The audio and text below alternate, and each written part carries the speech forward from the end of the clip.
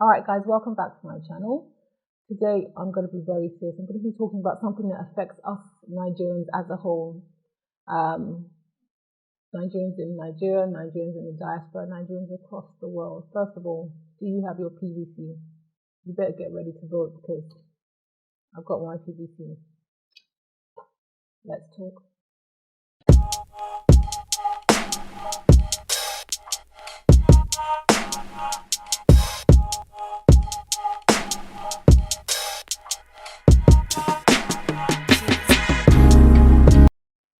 Now guys, listen, 2023, we're going to be voting in a new president.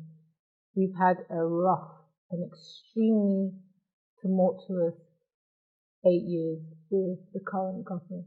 I don't care if you work in a Fortune 500 company, I don't care what level you are in the food chain, it's affected every single one of us as Nigerian citizens. And honestly, I'm not going to lie, I'll put my hand up and say that yes, I did actually vote for Buhari, and I will tell you why. Buhari promised us the fight against corruption, which was what the country desperately needed. You know, I actually thought that this guy was my knight in shining armor, and I think I probably did tweet it one time that Buhari is a man after my own heart.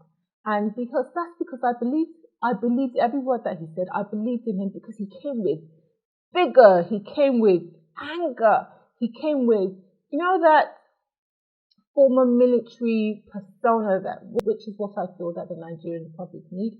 They need someone who's a bit rugged, who's a bit harsh, who's a bit hard-handed. And in all fairness, I thought that's what he came with, and he was going to lay down the law, he was going to lay down the hammer, and he was going to set the country straight. Guys, just like you, just like everybody else out there, apart from a set few who knew that it was all a dream. It was all a dream. You know, he was packaged properly. These PR guys, these marketing guys, they all did a great job. They all got their money, and we're all suffering it today.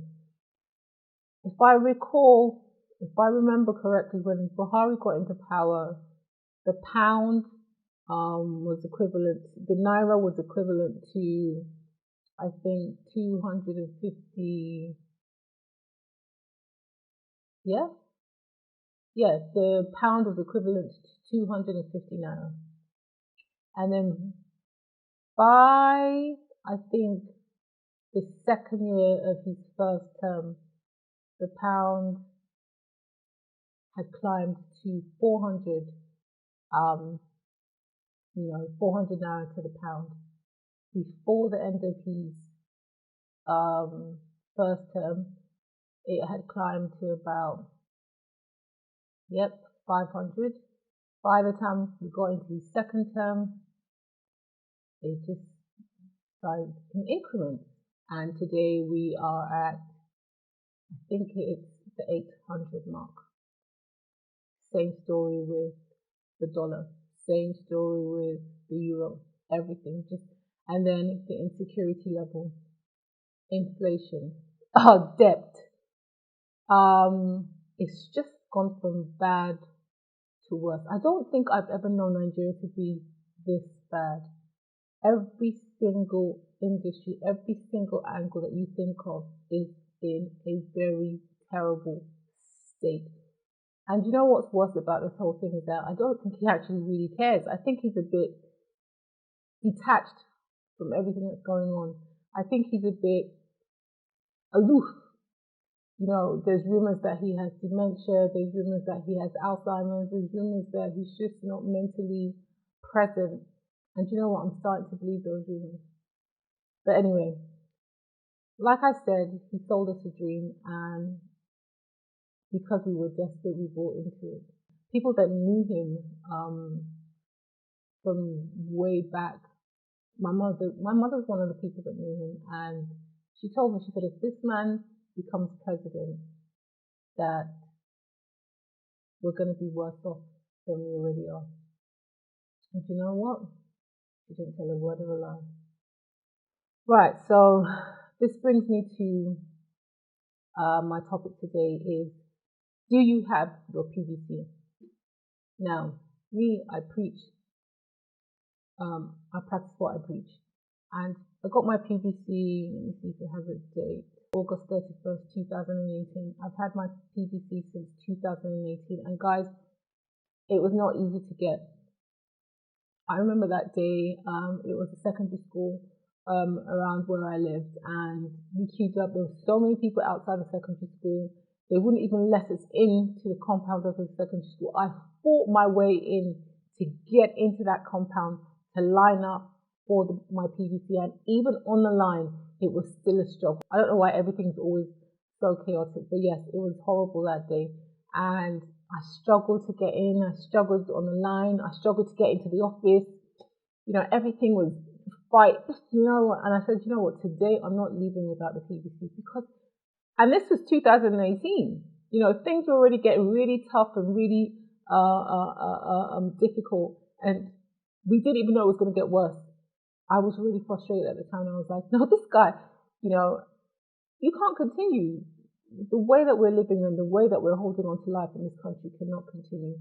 Now, the only way that we could make the hurt that we're feeling known is by declaring and choosing who we want to be our next president, and that's by getting your PVC.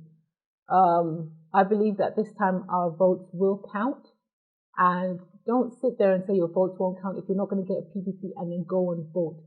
Everyone's watching. Look, I think that the End SARS movement left a very indelible mark in the mind and in the structure and in the makeup of the Nigerian society. It was unprecedented. It was something that, it was a voice that, you know, shook the entire country, and everybody in the world heard. It was a collection of everyone who was frustrated, everyone who was sick and tired, everyone who had been bastardized by the system, abused by the system. It wasn't just about police brutality. It wasn't just about, you know, the police pulling you up and searching you unlawfully. It was more than that. It's about time we speak up. We took a chance and we poured out our anger using an opportunity that spoke about every single thing, every other issues that the Nigerian individual, the Nigerian citizen had been suffering. And we were heard, regardless of what the outcome was. You know, they tried to cut us down and shut us up. They could have shut us up. It does not mean that the fire was completely put out. It hasn't. So the key thing now for us to continue that fight that we started in 2020 is to get your PVC and vote. Now, who do we vote for? We're stuck between Tinubu, Atiku, and Peter Obi. Out of the three of them, where does your confidence lie? I'm going to speak for myself. My confidence lies with Peter Obi. I've done my research on the three of them, and I think you all should do your research too. And as far as I'm concerned, the only viable candidate among those three is Peter Obi. I don't know who your candidate is, but all I can advise you to do is to vote wisely. We've got another chance to get this thing right. If we don't, with the way Nigeria is going right now, we pick the wrong person. I don't know what's going to be left of our country in the next 4 years. Please get your PVC and vote the right candidate. I'm voting Peter Obi. That's my support. I'm saying on my platform, I'm speaking out. I don't care what anyone thinks about this. I'm not pushing Peter Obi on anyone else, but I'm not pushing you to vote for him. I'm just simply saying, vote the right person, vote the right candidate. Do your research, please. And don't be foolish. Can we step away from selfishness? Let's try as much as possible not to think about, if you are affiliated to any one of these people personally and think that by this person winning, I stand to get this, I stand to get that. Can we step away from that? Because wherever you get, whatever you stand to gain, it's either you're telling me that you're getting those things and you have no business in Nigeria. You're not living in the country. You don't benefit from that country in terms of resources, in terms of people who work for you, in terms of life. You don't, nothing. You're somewhere in the Bahamas somewhere, living your best life. You've got nothing to do with Nigeria. But if you're somehow connected to Nigeria and the welfare of people, you have people that you have a home there that if you don't have electricity, you buy diesel. Diesel's almost at 800 naira per liter. You fly from one state to the other. You know how much it costs to fly from one state to the other. Somehow you are connected to that country one way or the other. You have people, families that live in that country. Then this also affects you, whether you like it or not.